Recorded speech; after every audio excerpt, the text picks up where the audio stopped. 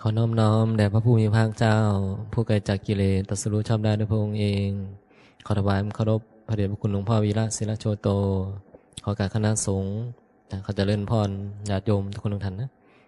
ต่อไปก็ได้เวลานั่งสมาธินะฟังธรรมะนะมื้อนี้วันที่24มกราคม2569นะในเวลานะฟังธรรมนะเพื่อที่จะนะนำไปพิจารณานะน้อมนะใจปฏิบัติตามเนาะยังก็จะสามารถเฮ็ดให้นะพ้นจากกิเลสความโง่หลงเฮ็ดให้เป็นทุกข์นั่นแหละนะพ้นจากทุกข์กันแล้วกันนะมันจะได้เข้าใจง่ายๆนะศึกษาเพื่อจะได้พ้นจากทุกข์นะการฟังนี่การพิจารณาในการฟังไม่ว่าการฟังการอ่านนะการปฏิบัติอย่างต่างๆเนี่ยนะเป้าหมายเขาก็อยากจะให้ตัวเองพ้นจากความทุกข์นะไม่อยากให้เป็นทุกข์เห็นบ่นะมีเป้าหมายหรือผู้ใดมีเป้าหมายอื่นอยู่บ่นะอยากรวยปฏิบัติธรรมอยากรวยอยากได้บุญหลายๆนะสิได้ไปเกิดชาติหน้าสิได้นะบ่ทุกข์คือจังชาตินี้ก็ได้คือกันนะผู้ใดมักทุกข์นะมักทุกข์หลายๆเทื่อก็ปฏิบัติเพื่อเอาบุญหลายๆสิได้ไปเกิดชาติหน้าสิได้รวยๆนะสิได้ไปผิดหวังไปพัดภาคกับสมบัติที่ตัวเองมีขนาดพระพุทธเจ้าชายสิทธัตถะยังบ่อยากไปเกิดอีกเนาะเกิดมารวยก็ยังไปหาแสวงหาสิ่งที่มันจะพ้นทุกข์นะเฮาบ่เคยรวยเด้บางคนบอกขาน้อยยังอยากได้บุญหลายๆสิได้ไปเกิดชาติหน้า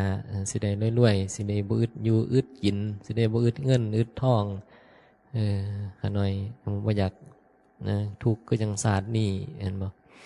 นะก็ขอเฮ็ดบุญไว้หลายย่านเกิดชาติหน้าบ่ได้เกิดมาเป็นคนอีกอิหยังก็ว่าไปนะบางคนบ่ได้มีเป้าหมายเพื่อพ้นทุกข์ดอกบ่ฮู้จักดอกยังพ้นทุกข์นะคันเว้าเรื่องธรรมะดับทุกข์คนบางคนเขาบอกจักเว้าอีหยังจะเป็นเทศอีหยังเทศแต่คำเก่านะเว้าแต่คำเก่ามีแต่รูปแต่น้ำนะบ่มีเฮาบ่มีของเฮาบางคนฟังแล้วก็จมนะมันอีหยังบางทีบางทีเป็นพอมันเดือดร้อนนี่ปัญหานะก็มาตั้งข้อหาได้บัดนี้เห็นละรูปละน้ำอีหยังบ่จัดการนะบ่แบบนั้นบ่แบบนี้คือบ่จัดการผู้นั้นแน่ผู้นี้แน่โอ้ย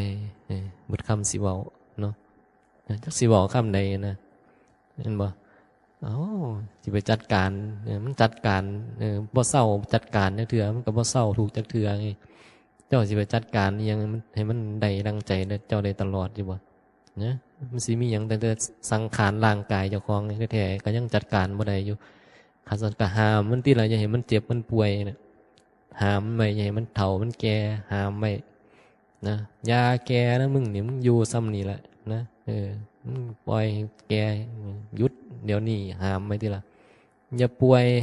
อย่าให้ไปหาหมอขันมือเล็กไปหาหมอปาดข้อของทิ่มขาของตายแท้เอาสันนะห้ามไม่ที่ละนะจัดการที่ละทำมันเหตุไหนทำมันเหตุบ่ได้ไงนะนั่นเองบ่ได้จัดการคนนั้นคนนี้ตัวเองนะจัดการบ่ได้นะก็ต้องการให้คนอื่นจัดการนะมีไผเฮ็ดได้ล่ะนะครูบาอาจารย์เฮ็ดได้บ่ลองมาบอกนะจัดการผู้นั้นแน่จัดการผู้นี้แน่ถ้าเพิ่นบ่เฮ็ดนำตัวเองก็เดือดร้อนตัวเองก็เป็นทุกข์เดือดร้อนไปนำมันก็ยากอยู่นะนี่ล่ะคือบ่เข้าใจบอกว่าอย่ามีเรื่องอย่ามีเฮาเอาอีกแล้วมันมีเฮาอีกแล้วเห็นบ่มันกับมันบ่เข้าใจไงนะมันบ่เข้าใจมันก็มีแต่ปรากฏการณ์รูปนามเกิดดับเกิดดับอีหยังบ่เปลี่ยนหยังดอกแล้วบ่มีผู้ใดดีผู้ใดชั่วอีหยังดอก นั้นดูดีๆบอกให้ดูธรรมะนะสิ่งปรากฏนี่มันปรากฏมาเท่าใดแล้ว นะเฮาลองพิจารณาดูตอนนี้นะก็ตั้งแต่เกิดนะมันแตกต่างกันตรงไหน นั้นก็ปรากฏอยู่เหมือนกันนะมีความเป็นเฮาตั้งแต่เกิดมาตั้งแต่ยังหน่อยยังหนุ่มยังสาวเนี่ยมันก็เป็นมีความเป็นเฮากับโน่นนี่นั่นสารพัดนะคิดนึกปรุงแต่งเสพเป็นสุขเป็นทุกข์ผ่านเอียงมาเนี่ยนั่นก็ได้เสพมาทุกอย่างนี่สุขกับพ่อเห็นอยู่ทุกข์กับพ่อเห็นอยู่มันบ่เห็นนั่นก็ผ่านมาทุกอย่างแล้วผิดหวังสมหวังนั่นก็เคยมาแล้วนะมีอย่างที่บ่เคยเนี่ยยังแต่ตายนะยังบ่เคยนะยังให้เขาไปเอาไปเผาไฟนะยังบ่เคยนะทุกอย่างก็เคยมาแล้วไงบางคนตอนนี้ก็เจ็บก็ป่วยก็เฒ่าก็แก่แล้วคนหนุ่มคนสาวก็ยังบ่รู้ว่าเฒ่าแก่คืออิหยังเฒ่าเป็นจังไดผู้เฒ่าสังขารของผู้เฒ่ามันเป็นจังไดก็บ่ฮู้มันบ่นะแต่คนบางคนเห็นหมดแล้วนะเห็นหมดแล้วบ่เบื่อบ่นายนะบ่เบื่อบ่นายยังวุ่นวายกับสังขารอยู่ยังหลงกับสังขารนะบ่คิดจะปลงจะว่างอหยังสักอย่างหรอกนะหาแต่เรื่องนะมีแต่เรื่องนะมือนะบ่มีหยังดอกตัวตนนะความเป็นเฮานะมันหาแต่เรื่องอยู่บ่เศร้านั่นบ่นะบ่เห็นนะบ่ศึกษาบ่เรียนรู้บ่พิจารณาความจริงนะบ่เคยเงี่ยงหูมาฟังความจริงแล้วก็พิจารณาให้มันเห็นตามเป็นจริงไงหรือหูก็ได้ยินแต่ว่าบ่เข้าใจความจริงบ่เห็นตามนะได้ยินอยู่แต่ว่ามันบ่เข้าใจแล้วมันบ่เห็นตามไงสติปัญญาเฮามันหน่อยนะปัญญาบ่เพียงพอนะได้ยินมาอยู่ก็ได้ยินนะหมาแมวก็ได้ยินฟังเทศน์ก็ได้ยินนี่กันแต่พิจารณาบ่ได้นะเฮาคือกันนะเฮาคือกันบางคนนี่บ่เข้าใจนะเทศน์ก็เทศน์ไปเถอะ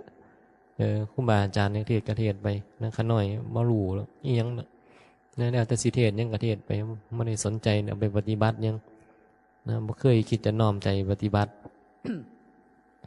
นะฮะแต่เหยื่อเสียไปมือซื่อนะมันก็เลยมีปัญหาปัญหาคือมีเฮา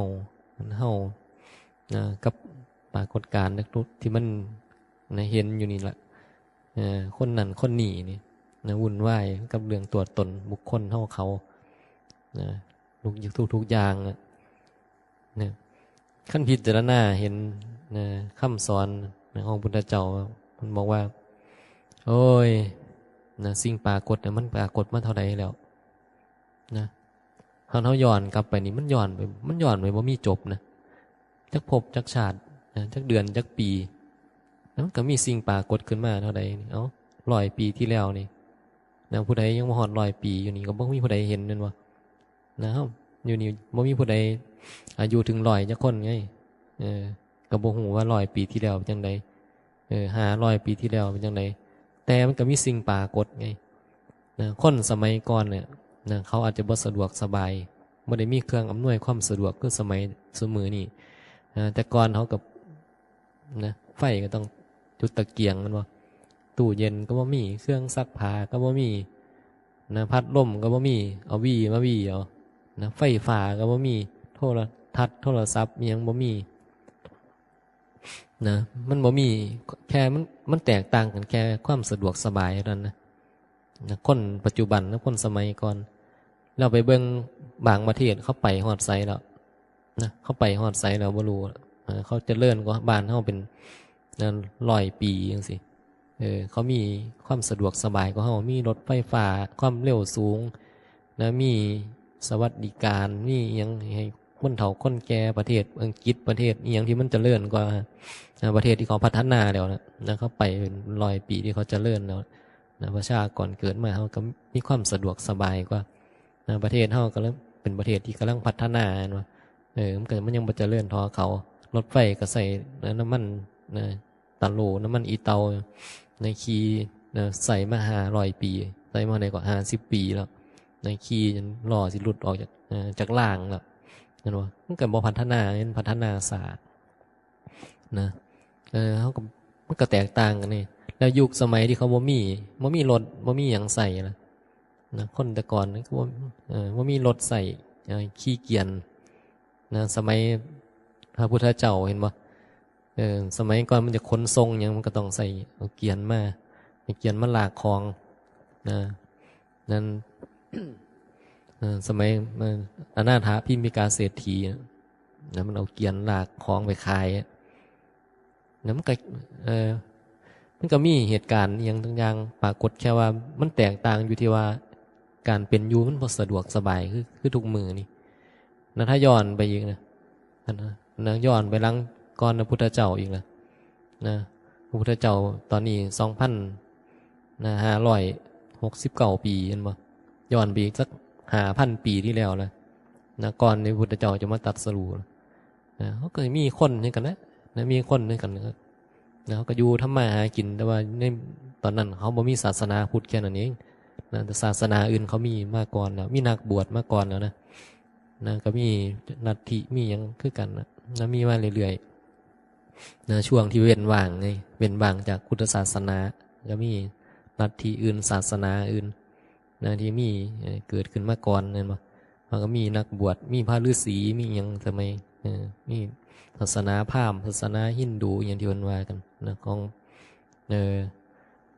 องอินเดียนะก่อนหน้านั้นถ้าย้อนไป5,000 ปีถ้าย้อนไปอีก10,000 ปีล่ะนะ10,000 ปีก่อนหน้านั้นนะอาจจะมีพระพุทธเจ้าองค์อื่นอยู่ก็ได้นะเราบ่เห็นแล้วพระพุทธเจ้าเหมือนว่ามีองค์นี้องค์เดียวนะถึงภัททกัปนี่บอกว่ามีอยู่5 พระองค์นะพระพุทธเจ้าองค์นี้เป็นองค์ที่4มั้งองค์ที่5คือพระศรีอริยเมตไตรหรือว่าภัททกัปก็หมายถึงนะในกัปนี่โอ้โหในจำนวนมีพุทธเจ้าอยู่5 พระองค์แต่ก่อนหน้านั้นอีกล่ะโอ้เยอะแยะนะมีเป็นร้อยเป็นพันถ้าย้อนกลับไปเนี่ยมันเท่าใดปีละ10,000 ล้านล้านปีย้อนกลับไปบ่จบกษันนะพุทธเจ้ามันสิบอกว่าคันย้อนมาเรื่องอดีตนั้นย้อนเท่าใดมันก็บ่จบนะย้อนกลับไปนะย้อนไปมันบ่จบเนาะมันหลายนับบ่ได้การเกิดของสัตว์โลกแล้วมันจะมีความเหมือนกันนะคือว่าเกิดขึ้นมาแล้วก็นี่แหละปรากฏอยู่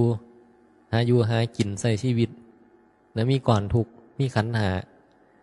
นะแล้วก็หลงนะก็มาด่ากันนะเถียงกันทะเลาะกันเบียดเบียนกันนะมีเรื่องของตัวตนคือเฮานะมาเรื่อยๆเกิดย่ามไหนมันก็มีเฮากับมาเรื่อยๆเกิดจะเกิดมาเจอพระพุทธเจ้าองค์ไหนหรือเกิดมาบ่มีพระพุทธเจ้าก็ตามนะก็มีธรรมชาติเก่าไงธรรมชาติของที่มันปรากฏขึ้นมาแล้วก็มันหลงนะลงสิ่งที่มันปรากฏเนี่ยนะสิ่งที่ปรากฏเนี่ยมันมีธรรมชาติของมันอยู่ที่ว่ามันเป็นอนิจจังทุกขังอนัตตาแต่ว่าไม่มีผู้ใดหูไงนะขั้นพระพุทธเจ้าว่ามาตรัสรู้นี่ก็ไม่มีผู้ใดหูว่าจนกว่าจะมีพระพุทธเจ้ามาตรัสรู้ยังจะรู้นะพุทธเจ้าองค์ใดมาตัดนะก็จะต่อมาก็จะมีสาวกของพุทธเจ้าองค์นั้นเมื่อสิ้นพระพุทธเจ้าเราเบิดแล้วมันก็จะมีกำหนดเวลาคืออย่างพุทธเจ้าองค์นี้มีระยะเวลา5,000 ปีอย่างสิมันกำหนดไว้ครบ5,000 ปีเนี่ยมันก็จะเสื่อมคนก็จะบ่เข้าใจเรื่องพุทธศาสนาเขาเรียกว่าปัญญาของคนเนี่ยบ่ถึงแต่ว่าธรรมชาติพวกนี้มันก็ปรากฏอยู่คือเก่าอนิจจังทุกขังอนัตตาแต่ว่าการศึกษาของคนจะบ่มีไงจะบ่มีผู้ใดหูเรื่องอนิจจังทุกขังอนัตตาเขาเกิดมาเขาก็จะมาลงปรากฏการเกิดดับที่เป็นอนิจจังทุกขังอนัตตา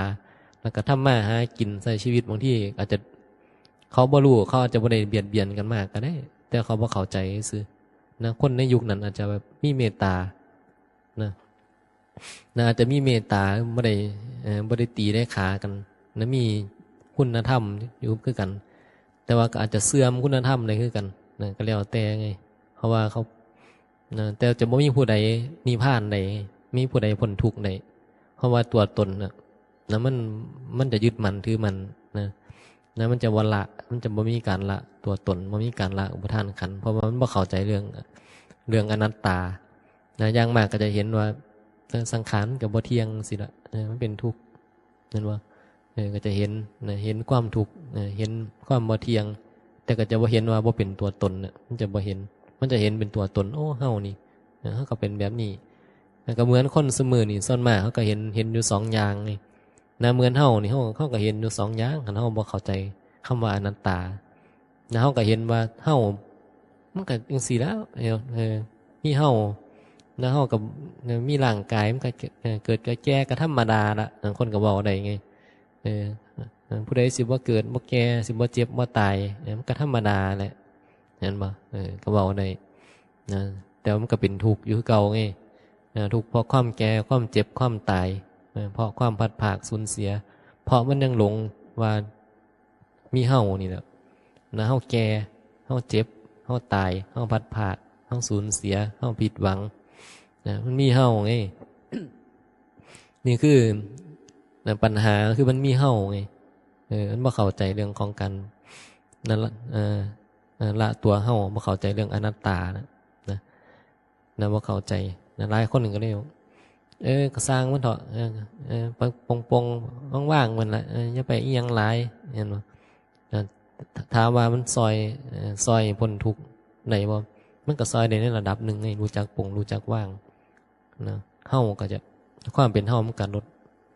มันก็จะบ่มีแรงกดดันหลายแต่สุดท้ายมันก็ยึดมั่นถือมั่นคืออยู่ดีเห็นบ่ว่ามีเฮานะว่ามีเฮาอยู่ในรูปในนามในขันธ์เนี่ยนะจนกว่าผู้นั้นจะเข้าใจเรื่องอนัตตาไงนะอนัตตาเนี่ยมันก็ยังจะละความเป็นเฮาได้ยังจะพยายามละนะเห็นว่ามันบ่เปลี่ยนมันบ่เปลี่ยนนี่ยิ่งฉลาดเท่าใดก็แค่เห็นนะแค่ความเห็นนะแค่ความเห็นมันชัดเท่าใดนะชัดมากเท่าใดความเป็นมันก็หมดไปก็เหมือนพระพุทธเจ้ามันมาตรัสรู้นะเพิ่นเฮ็ดยังมาตั้งหลายนะลำบากก็เฮ็ดมาแล้วทรมานตัวเองก็เฮ็ดมาทุกอย่างหรือจะอยู่สุขสบายก็ผ่านมาแล้วนะมันก็บ่ยังบ่พ้นทุกข์มันก็ยังบ่เข้าใจจนว่ามันรู้ความจริงว่าเอ้ามันบ่ได้มีในความเป็นเฮานี่อยู่ในรูปนามขันธ์ห้านี่บ่มีเฮานี่เนี่ยมาเห็นความจริงไงมานั่งเรียกว่ามาตัดสรุปนะแต่ก่อนมันมีความโง่มีอวิชชานะพอเข้าใจแล้วมันก็ถูกทำลายไปนะอวิชชาหรือความโง่หลงที่มันยึดมั่นตัวตนโอ้หลงปฏิบัติมาตั้งโดนที่ไหนบ่มีเฮาอยู่ในรูปนามขันธ์ห้านะอุตส่าห์ว่าจะพ้นทุกข์แม่นบ่ทรมานตัวเองมันต้องอดข้าวอดอาหารนะเฮ็ดนั่นเฮ็ดนี่นะว่าหาอุบายหาวิธีมาพอแห้งแล้วนะเอาเฮามาเฮ็ดนะเอามีความเป็นเฮาแล้วเฮาก็มาอดอาหารนะเฮาก็มาเฮ็ดหยังไงล่ะที่มันทรมานตัวเองนะมันหลายอย่างทรมานหรือเฮามานั่งสมาธิได้สมาธิชั้นนั้นชั้นนี้หยังนะมันก็มีในเรื่องเล่าของพุทธเจ้านะเพิ่นก็เคยเอาตัวตนมาเฮ็ดไงพอตอนนั้นยังบ่ตัดสรู้ไงก็เลยเอาตัวตนเฮ็ดนะพ่อมาตัดสรู้มันก็เห็นนะเอ้าสิ่งที่มันปรากฏนี่มันมีอนิจจังทุกขังอนัตตามันเป็นอนิจจังทุกขังอนัตตานี่นะสิ่งปรากฏเนี่ยบ่ได้เป็นบ่ได้เป็นตัวเป็นตนอย่างนี้มันปรากฏเกิดดับมันบ่เที่ยงนี่นะมันก็เป็นทุกข์ของเขาตามเหตุปัจจัยโดยธรรมชาติอยู่แล้วแต่มันได้เข้าใจเรื่องพวกนี้เพิ่นก็เลยว่าอ๋อนะเฮ็ดมาตั้งโดนพอมาเข้าใจก็เลยว่ามาตัดสรู้นะมารู้นะมารู้มาเข้าใจความจริงในเข้าใจความจริงแล้วความโง่ที่มันเคยมีที่มันเคยเฮ็ดมาทุกอย่างทรมานเหนื่อยมาเพราะแห้งแล้วเรียกว่าอินทรีย์มันก็แก่เนาะเพราะว่าเฮ็ดมาหลายอย่างแล้วนะเพียรมันทำมาทุกอย่างแล้วนะพอมาตัดสรู้แล้วรู้ความจริงแล้วมันบ่เป็นหยังปัญญาเปิดแล้วมันก็นะแจ้งเป็นผู้รู้แจ้งไงรู้แจ้งโลกรู้แจ้งในสังขารนะรู้แจ้งในขันธ์ห้ารู้แจ้งในรูปนามนั่นบ่ก็บ่ยึดมั่นถือมั่นในรูปนามมันก็เลยบ่ทุกข์ก็มีก่อนทุกข์เหมือนเดิมนะขันธ์ยังบ่แตกบ่ตายก็ต้องนะถ้าว่ายังปวดเมื่อยมันก็ยังปวดยังเมื่อยอันนี้คือทุกข์โดยสภาวะธรรมนะทุกข์โดยสภาวะทุกขะสภาวะนั่นนะสภาวะโดยธรรมชาติมันบ่เที่ยงมันเป็นทุกข์อันนี้มันมีอยู่แล้วนะเจ้าจะรู้เจ้าจะตัดสรู้แล้วโดยสภาวะก็ยังบ่เที่ยงเหมือนเดิมเกิดดับบ่เที่ยงแล้วก็เป็นทุกข์ของเขาแต่เฮาบ่ยึดมั่นถือมั่นบ่คือเก่าแล้วไงนะเพราะเข้าใจความจริงแล้วรู้แจ้งในสิ่งที่มันปรากฏแล้วว่าโอ้มันเป็นแบบนี้นะจากแต่ก่อนบ่เข้าใจไง แต่ก่อนบ่เข้าใจมันก็พยายามนะทุกวิธีทางนะเหมือนเฮามาปฏิบัติธรรมบางคนก็เอาพยายามเอาทุกอย่างสวดมนต์เดินจงกรมนั่งสมาธิเฮ็ดทุกอย่างแต่ว่าบ่มีการละบ่ละตัวตนเด้นะจะเฮ็ดให้มันบรรลุธรรมเฮ็ดอยากบรรลุธรรมอยากพ้นทุกข์เพิ่นว่านะบางคนก็มีเป้าหมายอยู่แต่ว่ามันยังบ่เกิดปัญญาไงนะก็เลยต้องได้แค่รวมแบบพ้นวัฏไปซะก่อนนะบ่คือคนที่เขาได้ปัญญามาเลยนะปัญญาเกิดปุ๊บสวดมนต์นะกะละขันธ์ห้ารูปนามกายใจบ่มีเฮาสวดเดินจงกรมก็บ่แม่นเฮาเดินนั่งสมาธิก็บ่มีเฮามันก็เลยบ่มีแรงกดดันอีหยังเฮ็ดได้ก็เฮ็ดบ่ได้ก็บ่เฮ็ดนะแล้วแต่เหตุปัจจัยนั่นบ่ได้ไปยึดมันถือมันนะกับการเฮ็ดหรือบ่เฮ็ดนะมีเหตุให้เฮ็ดนะก็เฮ็ดบ่มีเหตุบ่มีปัจจัยเฮ็ดก็บ่วิตกกังวลนะบ่คือคนบางคนที่เขาบ่เข้าใจคันบ่ได้สวดมนต์นั่งสมาธิคือบ่ได้ปฏิบัติธรรมเด้บางคนก็คิดแบบนั้นบ่ได้มาบวชเพราะสมทานศีลนี่บ่ได้ปฏิบัติธรรมนะบ่ได้ใส่ชุดขาวบ่ได้สมทานศีล5สมทานศีล8นะเขาคิดว่าเขาบ่ได้ปฏิบัติธรรมแต่จริงๆแล้วมันบ่แม่นนะจริงๆแล้วมันบ่แม่นนะเพราะคนที่เขาปฏิบัติธรรมเขาบ่เกี่ยวกับรูปแบบนี้เลยนะเขานั่งในตำแก้วเฮ็ดกับข้าวกับน้ำหรือเฮ็ดหัวเฮ็ดสวนเฮ็ดไร่เฮ็ดนาอยู่เขาก็ปฏิบัติธรรมอยู่เขาค้าขายของบางคนเป็นครูเป็นหมอสอนนักเรียนรักษาคนไข้อยู่นะเขาก็ปฏิบัติธรรมอยู่นี่บ่ได้เกี่ยวว่าต้องมารอสมทานศีลนั่นบ่หรือบางที่นะคันเว้าแบบหยาบๆนางวิสาขานอนอยู่กับผัวนะปั๊มลูกเรียกปฏิบัติธรรมอยู่แต่ก่อนหลวงพ่อเป็นมักเทศนี่เขาก็บ่เข้าใจเนาะนอนกับผัวอยู่เนี่ยนอนปั๊มลูกอยู่สัตว์นั่นนะเรียกว่าก็ยังได้ปฏิบัติธรรมอยู่มันแมนอยู่ว่ามันบ่คนเสพกามเนี่ยมันจะได้ปฏิบัติธรรมยังมันบ่เกี่ยวไงนะบ่เกี่ยวกับรูปแบบนะบ่เกี่ยวกับนะคันคุณมีสติมีปัญญาคุณดูอยู่ที่ขณะนะปัจจุบัน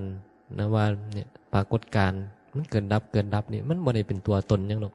นะบ่มีเฮาอยู่ในรูปนามขันธ์ห้านะแค่รู้เรื่องนี้นะมันก็บริหารก่อนทุกข์ไงการนอนกับผัวนี่นะก็จะบอกว่าเป็นการบริหารก่อนทุกข์ก็ถูกนะกับในเมื่อนั่งวิสาขาเพิ่นละกามบ่ได้ไงเพิ่นมีครอบครัวเพิ่นมีผัวฉันเจ้าไว้ผัวนอนนำเดี๋ยวผัวก็ไปเอาเมียใหม่ไปเอาเมียน้อยอีกบัดนี้มันก็เห็นสิวุ่นวายเจ้าบ่บริหารก่อนทุกข์เดือดร้อนแล้วบัดนี้เห็นบ่เจ้าบ่ทำหน้าที่ภรรยาไงมันก็ผิดต่อหลักก็ในเมื่อเจ้ายังยินดีในกามยินดีในคู่ครองเจ้าก็ต้องมีกิจกรรมมีกิจกรรมกับผัวนี่แหละมันก็ถูกแล้วไงก็ทำหน้าที่ให้บอกสมเจ้ามีลูกก็ต้องเลี้ยงลูกนะสมเจ้ามีการมีงานเห็นก็ต้องเฮ็ดงานนะแสดงว่าเฮ็ดยังอยู่กับปฏิบัติธรรมอยู่น้ำบ่เว้นแต่ไปเข้าห้องน้ำนะไปเฮ็ดยังไปอาบน้ำไปขี่ไปถ่ายยังก็ว่าก็แล้วแต่มันก็ปฏิบัติธรรมนะคอยมีสติรู้ว่าขณะนะมันก็บ่ได้เป็นหยังบ่มีตัวตนอยู่ในปรากฏการณ์เกิดดับนะมีแต่ธรรมชาติที่เรียกว่าสภาวะธรรมนะปรากฏการณ์เกิดดับคือมันปรากฏตอนไหนมันก็ดับตอนนั้นนะปรากฏตั้งแต่เมื่อหา100 ปีที่แล้วมันก็เป็นปรากฏการณ์ที่เกิดดับคือกันนะเรื่องเล่าเมื่อ500 ปีที่แล้วมันอาจจะบ่เจริญรุ่งเรืองก็จังซุมื้อนี้เห็นบ่นะคนเขาก็อาจจะอยู่กันแบบชาวบ้านอยู่น้ำทงให้ทงหน้าอยู่กับอยู่หากินใส่ชีวิตแบบคนสมัยก่อนน่ะแต่ปรากฏการณ์นั้นมันก็เกิดดับแล้วมันก็ดับไปแล้วเนี่ยเมื่อ100 ปีที่แล้วเนี่ยมันเป็นจังไดก็บ่ฮู้เฮาบ่เคยเห็นนั่นเนาะเขาก็มีสุขมีทุกข์เหมือนกันนั่นแหละนะผิดหวังสมหวังถูกใจผิดใจมีใดมีเสียมีตัวกูของกูมันเหมือนกันกับทุกมือนี่แหละนะแต่เหตุการณ์เหล่านั้นมันก็ดับไปแล้วหายไปแล้ว มีสิ่งใดมันปรากฏขึ้นมามันก็หายไป เห็นบ่100 ปีที่แล้วมันมีสิ่งปรากฏนะมันก็หายไป ตอนนี้มันก็มีสิ่งปรากฏเหมือนกันเนี่ยเดี๋ยวอีกหน่อยมันก็จะหายไปเหมือนกันมือนี้มันสิหายไปนี่มันสิเป็นมืออื่นได้จังหน่อยพันนี้นะสิ่งที่ปรากฏอยู่ในมือนี้เดี๋ยวมันสิเป็นอดีตแล้วนี่เพราะว่ามันค่ำเลย6 โมงแล้วยังไงก็ทุ่ม1 2 ทุ่มแป๊บเดียวเขาหลับตื่นเช้ามาเป็นมือใหม่แล้วนะปรากฏการณ์นี่ก็ดับไปแล้วเดี๋ยวมืออื่นก็ปุ๊บหายไปอีกแป๊บเดียวเห็นว่าปีใหม่ผ่านมันแป๊บเดียวนะเหมือนเพิ่งจะบอกว่าปีใหม่นี่มันเก่าแล้วนี่แป๊บเดียวเพิ่แป๊บเดียวแล้วมันเก่าแล้วมันสิเป็นเบิดเดือนนึงละข้าวเดียวนึงนี่นะแล้วหรือบางคนคิดว่ามันโดนมานะครูบาว่ามันมาโดนนะทุกมือนี่ปีหนึ่งนี่เพิ่แบบแป๊บนะผ่านนะแป๊บเดียวสมัยก่อนนะตอนเป็นโยมโอ้โคตรโดนเลยปีหนึ่งนะโคตรโดนเลยบอกเลยว่าแต่ละปีเนี่ยมันไปทำงานนี่ต้องแบบโอ้ขึ้นนานหอดปีใหม่เลยจะกลับบ้านพอปีใหม่โอ้ขึ้นนานหอดสงกรานต์เลยจะกลับบ้านคือชีวิตมันวนเวียนอยู่กับนะการแสวงหาแล้วก็มันก็ล่อค่อยพอมีการล่อค่อยปุ๊บมันก็เลยโดนนะแต่เฮาอยู่ทุกมื้อนี้เฮาบ่ได้ล่อค่อยยังไงเฮาบ่ได้ล่อว่าเอ้ยตอนนี้สิฮอดปีใหม่ตอนนี้สิฮอดสงกรานต์ยามใดสิได้บ่ล่อหยังอะนะมันบ่มีการล่อค่อยมันก็เลยแบบมือหนึงมันก็เลยแบบมันคือคำไว้แท้แป๊บเดียวแล้วคำอีกแล้วยังบ่เฮ็ดอีหยังอยู่นะยังบ่ทันได้ติงขิงไปใส่อยู่คำล่ะบางคนเผลอแป๊บเดียวเฒ่าลงแล้วไก่แล้วนะมาโดนนะชีวิตนะมันเหมือนฟันนะมันแป๊บเดียวไอ้นี่เนี่ยนะยายบางยายบอกเพอแป๊บเดียวเฒ่าแล้ว70 80เหมือนฟันนะโอ้มันเนี่ยคือมันเร็วเมื่อมันถึงเวลานะมาถึงจุดหนึ่งนะมันเวลามันล่วงเลยเนี่ยรวดเร็วมากนะบ่คือตอนเป็นหนุ่มเป็นสาวไงมันเพลินแต่เป็นเด็กหน่อยย่ำในสิใหญ่เทื่อตอนเรียนหนังสือย่ำในสิจบเทื่อสิได้ไปทำงานหาเงินบ่อยากขอเงินใส่มันก็คิดไปเนี่ยมันเหมือนโดนนะในช่วงในช่วงเวลาที่เฮามีอีหยังเฮารออีหยังอยู่แต่ถ้าพ่อวัยมันอายุมันมากขึ้นแล้วมันรอแค่ความเจ็บความแก่ความตายเท่านั้นเองในเรื่องสิได้ดีมีเป็นมันบ่มีมันบ่มีในหัวสมองแล้วมันก็เร็วที่บัดนี้นะเพราะว่ามันบ่คิดอยากได้หยังแล้วไงผู้ใดที่บ่คิดน่าจะเอาหยังแล้วบ่คิดว่าอยากได้อยากดีอยากมีอยากเป็นอยากนั้นนี่นะมันเวลามันก็จะผ่านไปเร็วแต่ละมือมันเหมือนมันกลืนชีวิตเข้าไปนะมันเหลืออยู่บ่โดนนะเพ้อแป๊บเดียวนะมันเหมือนมันเข้าใกล้นะเข้าใกล้ความตายอ่ะนะคนบางคนเขาดึงบ่มันบ่ไปวุ่นวายหยังบ่อยากไปเดือดร้อนบ่อยากไปจัดการหยังเบื่อเมื่อใดอีหยังเห็นความจริงนะว่าเมื่อใดอีหยังนะว่ากฎการมันเกิดดับแล้วอีกหน่อยมันจะบ่มีเฮาอยู่ในมาปรากฏนี่ผู้ใดได้เห็นอีกแล้วอีกบ่โดนนี่ความเป็นเฮาที่มันมีอยู่นี่มันสิบ่ปรากฏให้หมู่เห็นหรอกนะบ่ถึง100 ปีหรอกอย่าว่า100 ปีนี่บางคนนี่อีก10 ปี20 ปีนี่สิรอดบ่นี่นะโอ้10 ปี20 ปียังหลายอยู่นำครูบาขนมคนลงมานะปีนี้มันสิรอดบ่นี่เพิ่นว่าปีนี้สิมปีบ่นี่บางคนเที่ยวป่วยเที่ยวหาแต่หมอโอ้ยสิปีบ่นี่เพิ่งจะปีเพิ่งจะเดือนแรกบางคนก็แล้วแต่ไงบ่นะบ่ได้สนใจบางคนเขาบ่ได้คิดว่าโอ้ยนะเฮาต้องอยู่ให้มันปีเด้คันเฮาบ่ปีนี่เฮาบ่ยอมเฮาต้องเฮ็ดให้มันได้คนเขาบ่ได้อยู่คันคนบ่ฉลาดมันก็จะพยายามคิดแบบนั้นแต่ถ้าคนฉลาดเฮาอยู่ที่ปัจจุบันอยู่ได้สำใดก็สำนั้นเห็นปัจจัยนะถึงเวลานะมันสังขารมันก็เป็นแบบนี้ไงรักษาดูแลมันไปสงเคราะห์มันไปในสำเร็จกับสำนั้นนั่นว่ามีปัจจัยของมันดอกบางคนนั้นบ่คิดว่าเขาสิตายเขาก็ตายบางคนนี่โอ้ยนะยังหน่อยยังหนุ่มอยู่นั่นบ่แล้วก็เกิดอุบัติเหตุตายนั่น ยายนี่ป่วยบักโดนแล้วนึกว่าสิตายนั่นแต่ปีกายนี่เนาะยังบ่ตายอยู่ยังหลอดมายังบ่ตายยายนี่นึกว่าสิตายตั้งแต่หลายปีที่แล้วเนาะบ่ผ่านมาเป็น10 ปีก็ยังบ่ตายอยู่ นี่ล่ะในเหตุปัจจัยของมันของมันนี่ในเหตุปัจจัยของมัน แต่สุดท้ายมันก็ไปสู่ความตายอยู่ดีนะเจ้าสิตายหรือว่าตายมื้อนี้สุดท้ายนะปลายทางคือตายคือเก่านะไผสิว่าตายบ่มีโลกอันนี้นะเจ้าสิอายุยืน100 ปีเจ้าก็ตายอายุ120 ปีเจ้าก็ตายเทวดาอยู่จักปี โอ้ยบางคนบอกเทวดานับบ่ได้นะอยู่นับบ่ได้แต่ว่าตายวะตายคือกันนะเทวดากันเลยนึงว่าสุดท้ายนะเป็นซื่อว่าสัตว์โลกนะมันอยู่รอความตายไงนะพุทธเจ้าตายอยู่บ่ตายคือกันนี่แต่ว่าเพิ่นมีตัวตนบ่มีเฮาตายขันธ์แตกดับเรียกว่าปรินิพพานนะดับขันธ์คำว่าตายมันต้องเรียกว่าดับขันธ์นะปรินิพพานนี่หมายถึงพ้นทุกข์นิพพานนี่หมายถึงพ้นทุกข์ไงคำว่าตายในที่นี้มันต้องเรียกว่าดับขันธ์นะเพิ่นจึงบอกว่าพระพุทธเจ้าดับขันธ์ปรินิพพานก็คือดับขันธ์นี่คือขันธ์มันสลายมันดับแล้วนิพพานนี่เพิ่นจริงแล้วเพิ่นได้แต่ก่อนยังที่ขันธ์จะแตกจะดับแล้ว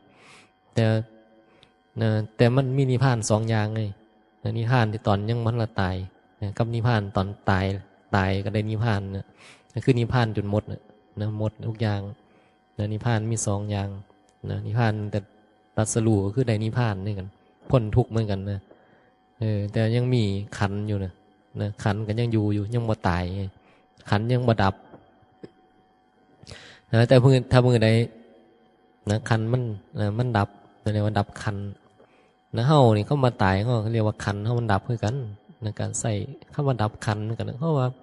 เฮากับพุทธเจ้าก็มีขันธ์5คือกันไงใส่ว่าดับขันธ์ก็บ่ได้ผิดนะบ่ได้ผิดคำว่าดับขันธ์ก็หมายถึงว่าขันธ์มันแตกสลายมันดับลงไปแล้วรูปนามกายใจเห็นบ่เฮาก็มีรูปมีเวทนามีสัญญามีสังขารมีวิญญาณเหมือนกันมีขันธ์5ขันธ์นี่กันจะเรียกว่าดับขันธ์ก็ได้ก็บ่ได้ผิดอีหยังนะแต่ว่าคนบ้านเฮาคนไทยสื่อสารกันว่าตายไงมรณะขั้นพระขั้นพระเพิ่นก็ว่ายังนะเพิ่นก็บอกไปอีกอย่างนึงเดี๋ยวแต่สิใส่คำศัพท์นะแต่คำศัพท์ที่พุทธเจ้าครั้งพุทธกาลน่ะเพิ่นเอิ้นร่างกายจิตใจว่ารูปว่าขันธ์5ไงเพิ่นบอกว่าขันธ์5ก็เรียกว่าก็เลยย่ามตายก็เรียกว่าดับขันธ์ไงดับขันธ์เฮาบ่ค่อยได้สนใจเรื่องคำว่าขันธ์เฮาก็เลยแบบบ่ค่อยเอามาใส่ประโยชน์คนก็เลยบ่รู้จักเรียนรู้ขันธ์เท่าใดมันก็เลยเข้าใจแต่ว่าตัวตนตัวกูตายมีกูนี่ตายคันเฮาเรียนรู้เรื่องของขันธ์เนี่ยผู้ใดเข้าใจเรื่องของขันธ์เนี่ยมันจังอันนี้ว่าเข้าใจภาษาพุทธเจ้าภาษาเพิ่นเว้าไงคันบอกว่าบ่มีเฮาว่าซั่นบ่มีกูว่าซั่นมันก็เก่าหัวยอกๆมีหยังบ่มีกูบ่มีเฮาเนี่ยมันบ่เป็นคำสอนพุทธเจ้าไงอันนี้เขาเรียกว่ามันเป็นภาษาสมัยใหม่ตามยุคตามสมัยภาษาบ้านเฮาก็เลยต้องไปเอาคำว่าขันธ์ก็หมายถึงเฮาหมายถึงตัวกูหรือว่ารูปว่านามอิหยังพุทธเจ้าคำพุทธเจ้ามารูปกับนามขันธ์5ขันธ์รูปก็คือร่างกายเห็นบ่นามก็คือเวทนาสัญญาสังขารวิญญาณมันก็เลยบอกว่ามีรูปกับนามมีกายกับใจเห็นบ่ภาษาไทยมีกายกับใจอันนี้คือภาษาไทยไงบ่แม่นภาษาพระพุทธเจ้าเขาเอาไปบอกพระพุทธเจ้าว่าเขาเพิ่นยังอยู่บ้านข่อยเอิ้นกายกับใจเด้อว่าซั่นเพิ่นก็เข้าใจเข้าใจกันนะอ๋ออยู่อินเดียเขาจะเอิ้นรูปกับนามเอิ้นขันธ์5เพิ่นก็ว่าขันธ์5รู้จักอยู่บ่ขันธ์5บ่ฮู้เอ้าก็ขันธ์5ก็ก็ร่างกายนี่เด้แล้วก็เวทนาสุขทุกข์อันนี้มันก็จะบอกสัญญาอันนี้ความจำอันนี้นั่นบ่ สังขารความคิดนึกปรุงแต่งอันนี้นะวิญญาณเนี่ยคือตัวดูรับรู้อันนี้เนี่ยก็มีภาษาไทยมาแปลงเป็นภาษาไทยนะแต่ว่านี่คือภาษามันก็แตกต่างกันเรียกว่าสื่อสารแตกต่างกันแค่นั้นเองนะขั้นนอกไปบอกว่าโอ้ยเอ็นย่ายนั้นดับขันแล้วสันมึงก็บ่รู้เรื่องนะย่ายนั้นเราป่วยขันเราดับแล้วสันมันยังเนาะดับขันคือจังคือพระพุทธเจ้าเนี่ยแล้วมันก็เดียวกันนั่นก็ตายเหมือนกันทำไมเขาบอกว่าพระพุทธเจ้าตายเขาคือว่าดับขันเพราะว่าเพิ่นบ่ฮู้จักดอกว่าตายคือหยังประเทศเพิ่นบ่เคยบอกตายเทื่อไงเห็นบ่เพิ่นบอกแต่เรื่องของขันบางคนงงเลยครูบาบอกแต่ขันอิหยังขันนะมีแต่ขันอยู่ในแอ่งแล้วนะขันตักน้ำไว้ทาอาบเนี่ยถ้าบ่เข้าใจมันก็บ่ฮู้นะต้องฟังดูเรื่องของขันว่ามันอยู่เสมอแล้วนะขันมันหลงขันอยู่เนี่ยมันก็ยังทุกข์อยู่นี่เขามาบอกเรื่องของขันนะมันก็โง่แล้วมันหลงขันมันมีอยู่มีขันแล้วก็บ่ศึกษามัน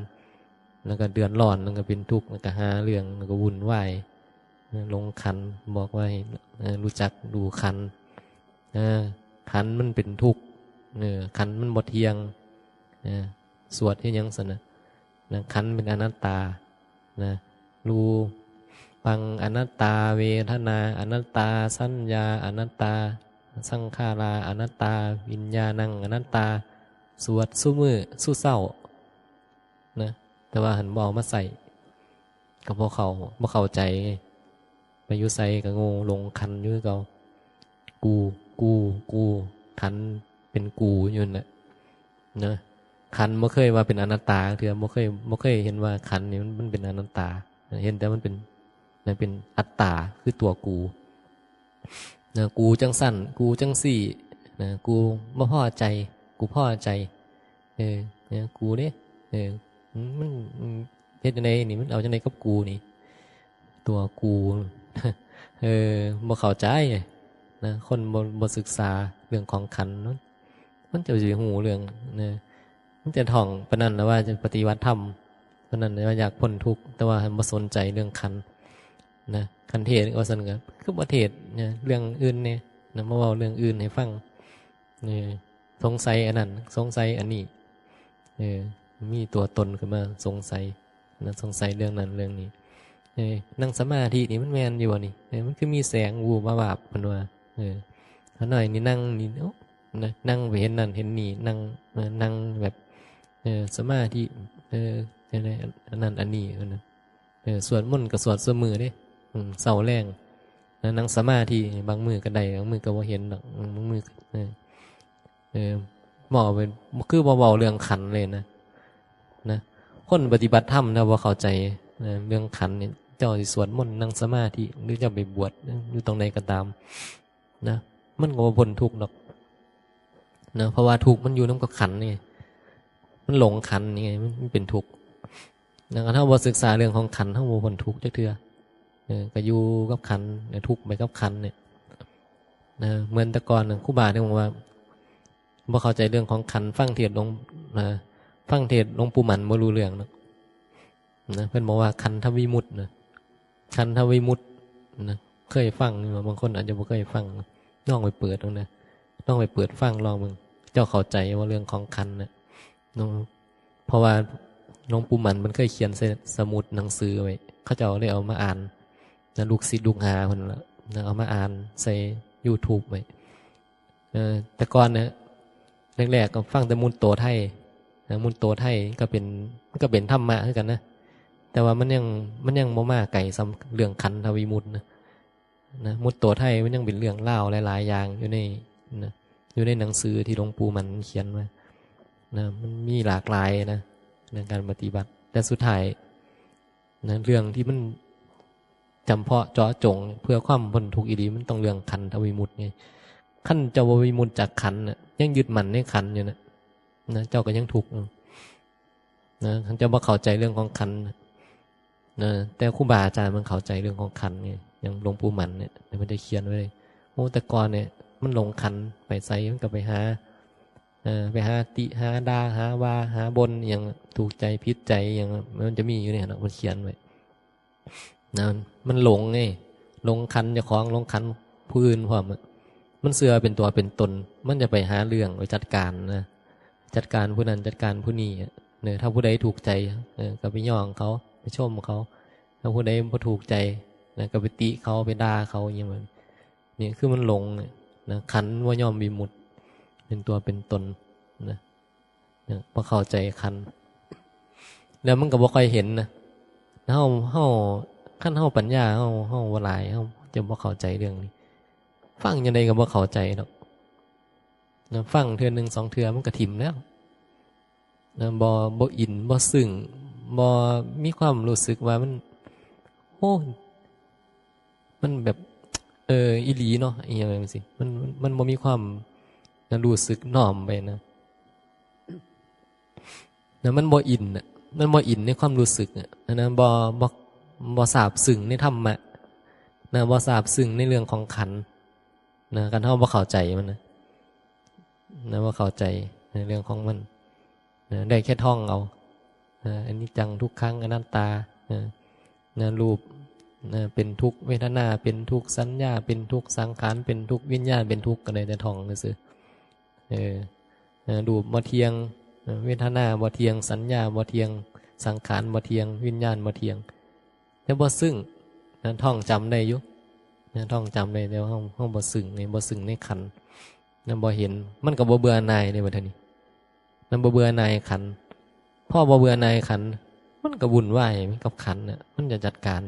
พอมีอีหยังบ่ถูกใจเนี่ยมันก็ต่อต้านนะต่อต้านแล้วก็บ่เห็นนะบ่เห็นบ่มีคิดบ่ได้คิดจะละขันธ์มันจะจัดการนะฮะวิธีมันจะทำทุกอย่างเพื่อที่จะจัดการมันต่อต้านนั่นบ่คือคนที่เขาเห็นเลยนะคนที่เขาเห็นคนที่เขาใจเขาซึ้งในขันธ์เขาเบื่อหน่ายในขันธ์นะขันธ์อีหยังมันวุ่นวายถอยจากเลยนะอย่างที่มันแบบเบิ่งแล้วมันเบียดเบียนน่ะมันเป็นมันบ่เป็นประโยชน์น่ะนะมันเกินความจำเป็นหรือมันเฮ็ดอย่างที่มันบ่คือมันเบื่อหน่ายนะมันบ่ได้หยังนะมันบอกว่าโอ๊ยนะพ่อนะเศร้ามันบ่ต่อต้านเลยมันบ่ไปต่อต้านนะมันบ่อยากไปต่อต้านมันเปลี่ยนไปเองเขามันนะคนดีคันเฮาลองพิจารณาหมดนะเฮาอยู่นะเฮาไปเห็นคนด่ากันบางทีเฮาบ่อยากเข้าไปไกลเลยก็ถอยถึงบางทีเราเห็นเขาไม่อยากสอดดูสอดเห็นนะมันจะแตกต่างกันนะคนที่มันหลงขันได้ยินเขาเว้าพื้นกันนี่เขาแยกเข้าไปแล้วอยากไปหูไปเห็นนี่อยากไปเว้านะอยากไปนินทากัน เห็นหมู่บ่ได้เห็นหมู่จับกุมกันบ่ได้มันจ้องสิไปเหยื่อกูมาละมันบ่อยากมีหมู่อยากเว้าพื้นหรือเจ้าของมีหยังอยู่ในใจนะอยากไปเว้าให้เขาฟังอยากไประบายเนี่ยมันเป็นเหยื่อของเฮานะรูปเรียกว่าปรากฏการณ์เป็นเหยื่อของเฮาหมดอยากไปเว้าพื้นผู้นั้นเว้าพื้นผู้นี้เห็นบ่เอาเขามาเสียบแล้วก็เป็นตัวเป็นตนอยากไปเว้าพื้นเขาอย่างไงหาแต่เรื่องนี่ดอกนะบ่คือคนนี่เพิ่นเบื่อหน่ายในขันธ์ไผสิดีสิซั่วก็แล้วแต่นั่นบ่แล้วแต่ไงบ่ได้หยังไงปรากฏการณ์ของขันธ์มันกำลังปรากฏเกิดดับอยู่นี่นะคุณอยากทุกข์ก็เฮ็ดไปติล่ะแม้ว่าดีคุณบ่อยากทุกข์คุณก็เฮ็ดแต่สิ่งที่มันดีล่ะนะมันจะบ่เบียดเบียนตนเองบ่เบียดเบียนผู้อื่นนะแล้วมันก็บ่ได้หยังดอกน่าจะเฮ็ดดีเฮ็ดชั่วไอ้ขันธ์เนี่ยมันก็ปรากฏอยู่บ่โดนมันก็นะเดี๋ยวมันก็ตายเดี๋ยวมันก็ดับไปแต่ว่าขอปัญหาคือคันเจ้าไปเฮ็ดชั่วนะชีวิตที่เจ้ามีอยู่นี่นะคันเจ้าเฮ็ดบ่ดีนะเจ้าก็รับผลเนาะเขาเรียกว่ากรรมมาแหละผลของมันน่ะการกระทำที่เฮาเฮ็ดลงไปนะเฮ็ดแบบใดไว้มันก็รับผิดชอบผลแบบนั้นก็แค่นั้นเองนะชีวิตของไผของมันนะผู้ใดเฮ็ดจังไดผู้นั้นก็รับผิดชอบเอาเดี๋ยวมันก็สุดท้ายก็ได้รับผิดชอบการกระทำของตัวเองไม่ได้คิดน่ะ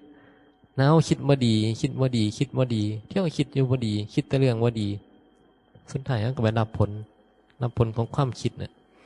นะคนนั้นว่าดีคนนี้ว่าดีคนนี้สุดท้ายนะมันก็เกิดจากความคิดเขาไงต่อให้เขาจะดีวันไหนคันเขาคิดว่าดีนะบางทีเขาเห็นเขาเฮ็ดดีกว่าเป็นอิจฉาเขาอีกเนี่ยเพราะความคิดว่าดีไงนะมันเกิดจากความคิดเขาเองไงมันก็เลยกลายเป็นว่าตัวเองเนี่ยเป็นคนที่ว่าดีเองนะ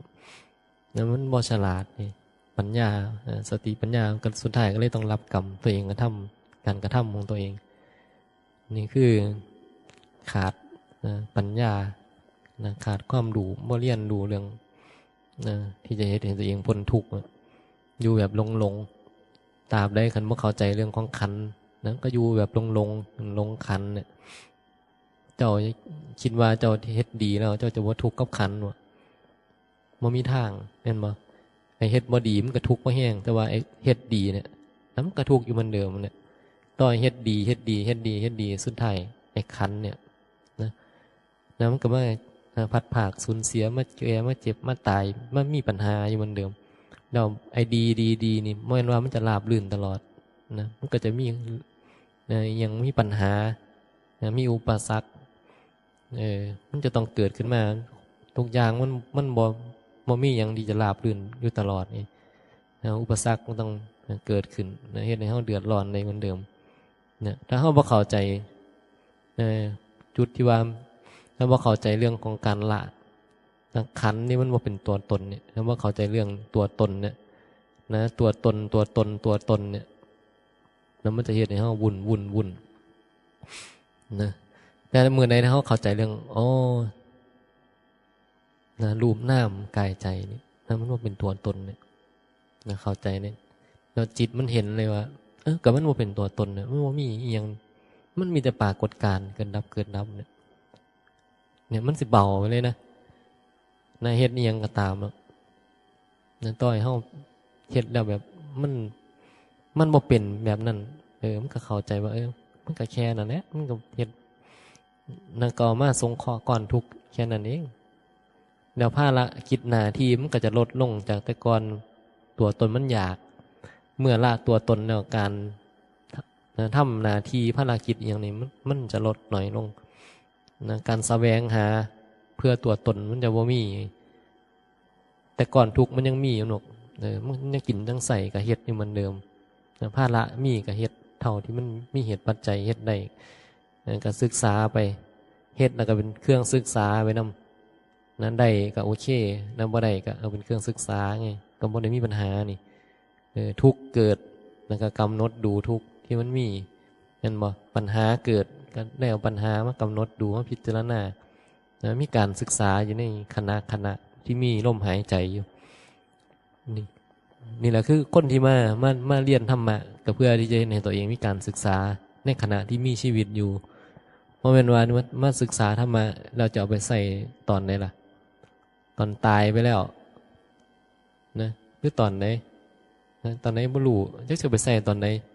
บ่ขน้อยบ่ได้อยากได้ธรรมะไปใส่อันนี้ก็แล้วแต่ไงแต่จริงๆแล้วควรที่จะเอาไปใส่กับชีวิตที่มันมีอยู่ตอนนี้ไงนะอุตส่าห์มีเวลานะได้เข้ามาศึกษาเรียนรู้ธรรมะแทนที่จะเอาธรรมะนี่ไปใส่ในชีวิตที่มันมีลมหายใจอยู่ตอนนี้เพราะฉะนั้นว่าไปปฏิบัติธรรมแล้วคือบ่รวยขึ้นคือบ่อันนั้นขึ้นอีหยังบ่อย่าไปนึกตรงนั้นให้เฮานึกถึงว่าศึกษาแล้วมันฉลาดขึ้นแล้วก็เอาไปใส่ว่าเฮ็ดจังได๋มันสิบ่โง่บ่ยึดบ่หลงในรูปนามขันธ์ห้านะเพราะธรรมะบ่ได้เกี่ยวว่าต้องศึกษาแล้วจะต้องได้ในสิ่งนี้เจ้าอยากได้นี่นะพระพุทธเจ้าว่ามันสิ่งศักดิ์สิทธิ์จะมาดลบันดาลมาท่านพรอีหยังเพราะว่าบวชแล้วมันจะสมหวังทุกอย่างอาเมนนะมาบวชเพื่อสมหวังมาบวชเอาบุญหลายๆแล้วก็ได้สมหวังจะได้บ่ลำบากจะได้หยังจะได้มีบุญจะได้ซอยนั่นอันนี้บ่เกี่ยวเลยมันจะเฮ็ดให้เฮาฉลาดขึ้นเพราะแม่นว่าสิมันได้บุญหลายๆมาบวชเอาบุญให้มันได้บุญหลายๆตายไปสิบ่ได้มาเกิดเป็นหมาเป็นแมวอีหยังแบบนั้นบ่อยากให้เฮาฉลาดขึ้นครูบาอาจารย์มันบอกจำอยู่เสมอว่าเทศเนี่ยต้องการให้คนฉลาดนะอยากให้มันฉลาดขึ้นแล้วมันจะได้บ่เบียดเบียนตัวเองไม่เบียดเบียนผู้อื่นมันจะได้บริหารก่อนทุกอยู่แบบบ่เป็นทุกข์ไง นะเฮาบ่เข้าใจมันก็บ่ได้บริหารก่อนทุกข์แบบบ่เป็นทุกข์ไงหรือไปคิดไปอย่างอื่นพุ่นน่ะแทนที่จะได้ละก่อนทุกข์แทนที่จะได้บริหารก่อนทุกข์ที่แบบบ่มีแรงกดดันเรียกว่าเฮาบ่ฉลาดขึ้นน่ะฟังเท่าใดบ่ฉลาดขึ้นก็บ่ได้เอาไปใส่แต่ถ้ามื้อใดฟังแล้วมันฉลาดขึ้นได้เอาไปใส่มันก็ดีไงธรรมะนี่ต้องการให้เข้าใจตัวตนคือตัวเฮาเองอ่ะรู้จักตัวเองจะได้เอาไปแล้วก็ได้ละความยึดมั่นในตัวเองในตัวเฮานี่นะจะได้บ่เป็นทุกข์กับความเป็นเฮาไงไปใส่ในชีวิตประจำวันเฮามีภาระกิจหน้าที่หยังมีลูกมีผัวมีครอบครัวมีหยังก็ตามแล้วนะที่มันยังต้องบริหารก่อนทุกข์อยู่เนี่ยเฮาก็ไปใส่กับชีวิตของเฮาอยู่นะที่มีลมหายใจอยู่ตื่นขึ้นมามันถึงมีคำว่าแค่บ่หลับไงแค่บ่รับแล้วก็บ่มีเรื่องแล้วคือการปฏิบัติธรรมนะปฏิบัติธรรมง่ายๆแค่บ่รับก็คือมันตื่นขึ้นมาเฮ็ดหยังอยู่กับตามบ่มีเรื่องกับสิ่งที่มันปรากฏเกิดดับเฮ็ดหน้าที่หยังก็เฮ็ดไปล่ะก็จะไปมีเรื่องก็คือเรื่องของเฮานะเฮาได้เฮาเสียเฮาผิดหวังสมหวังนะเฮาโน่นนี่นั่นเนี่ยมันเป็นคำปริศนานะบางที่คำว่าแค่บ่รับเวลาหลวงพ่อบอกปฏิบัติถ้ามันจะเป็นอย่างยังแค่มาหลับแล้วก็บ่มีเรื่องปรากฏการณ์ที่มันเกิดดับเนี่ยมันง่ายๆบ่ต้องเฮ็ดหยังบ่ต้องมีเฮามาเฮ็ดหยังบ่มีเฮาปฏิบัติหยังแค่นั้นแหละจบ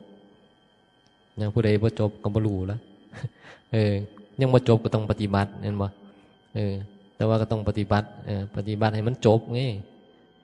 โอ้ขน้อยยังบ่จบเขายังบ่จบเฮายังบ่จบเพราะว่ายังมีกิเลสก็ต้องปฏิบัติไปเรื่อยๆจนกว่ากิเลสเฮามันจะเบิดเนี่ยก็หูตัวอยู่นี่คันว่าเจ้าเองยังบ่จบก็หูตัวอยู่ว่ามันยังบ่จบแล้วก็พยายามล